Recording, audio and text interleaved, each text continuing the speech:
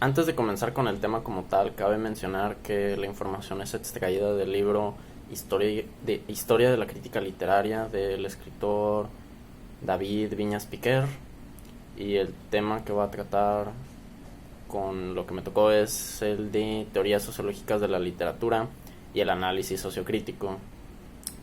Que el tema comienza diciéndonos que a principios del siglo XIX el duque francés Luis de Bonald marca a la literatura con una frase que es: la literatura es la expresión de la sociedad. Con esta frase siendo dicha décadas antes de la teoría positivista del sociólogo Auguste Comte. Posteriormente, José Carlos Mayner nos señala que en el análisis social literario no se puede quedar únicamente con la ideología transmitida por una obra ni por las estadísticas de consumo literario de una sociedad.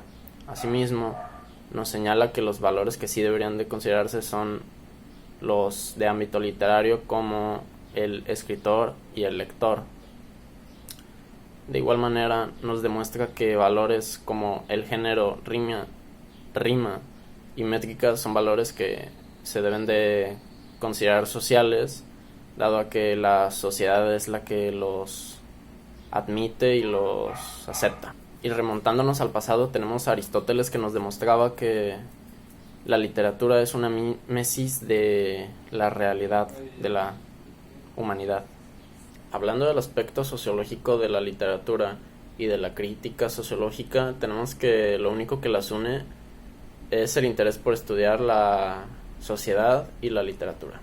El aspecto sociológico nos presenta tres cosas. La primera son los trabajos positivistas de Comte y de Taine. La segunda son los trabajos empíricos de Robert Scarpit. Y la tercera son los estudios marxistas basados en la teoría de Marx. No de la misma teoría de Marx, porque pues Marx no publicó acerca de la crítica literaria, así que solo es un trabajo basado en su trabajo. Lo que el trabajo de Scarpit hizo fue básicamente dividir a la crítica sociológica y el estudio sociológico en dos. La crítica siendo que la sociedad define los temas y todo lo relacionado con la obra, por lo tanto la sociedad define lo que es la obra, y la y el aspecto sociológico se encarga de decir que la existencia de una obra afecta en la sociedad.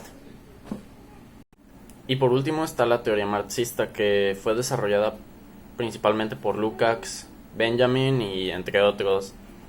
El principal objetivo de la postura marxista es juzgar la obra por su material ético y político. Por lo tanto, se basa más que nada en juzgar lo que debería ser y no tanto, más bien absolutamente nada, en lo que quiere ser o por lo menos intenta ser. También cabe destacar que se rige más que nada con la teoría del reflejo, que nos dice que la sociedad, al estar en constante cambio, va a provocar que estos sucesos se reflejen en las obras de los diversos autores. Y también está que si una de estas obras no llegase a cumplir con la teoría del reflejo, sería una obra tendenciosa. Ahora que ya expliqué cómo funcionan las teorías, falta explicar cómo se aplican las teorías, y me gustaría comenzar explicando con la que tengo entendido que es la obra literaria más conocida del mundo después de la Biblia, que es Don Quijote de la Mancha. La más conocida pero no la más leída, tristemente. Y pues el aspecto crítico se aplicaría con el libro siendo dictado por la sociedad, porque España en ese entonces, en el siglo XVI vivía con un aspecto solitario, estaban en el siglo de oro y los libros de caballería estaban en decadencia.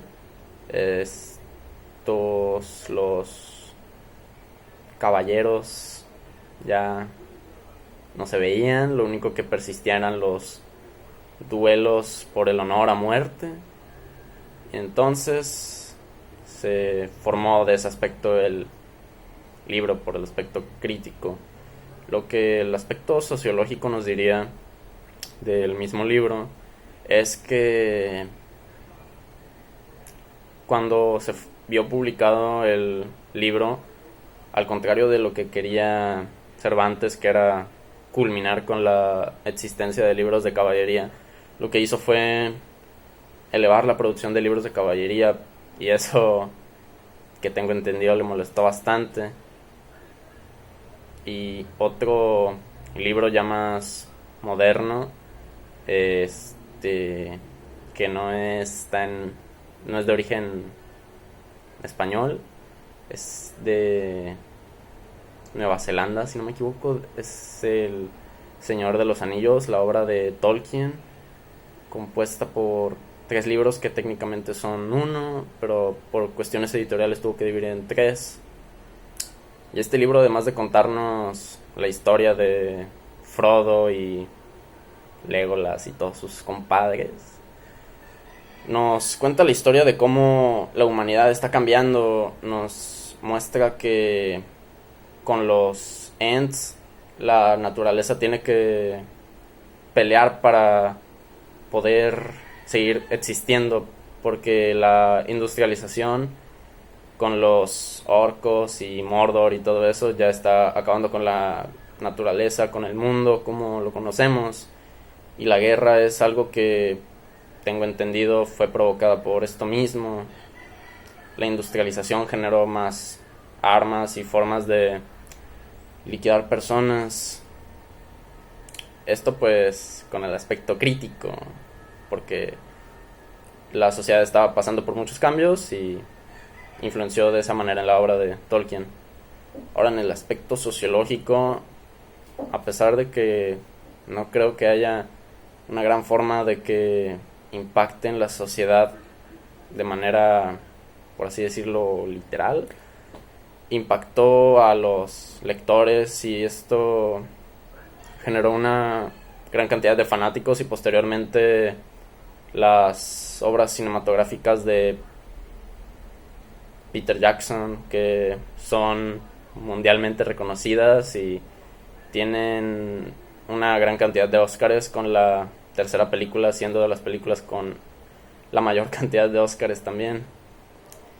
Y pues ya con eso queda concluido y explicado el aspecto crítico y sociológico. El aspecto marxista pues se vería aplicado en ambos libros que ya expliqué, porque nos retratan la sociedad de una manera realista, con el Quijote siendo un entorno de pobreza, por así decirlo, en el que solo los privilegiados podían obtener entretenimiento, y con El Señor de los Anillos en que el mundo está en decadencia, y así.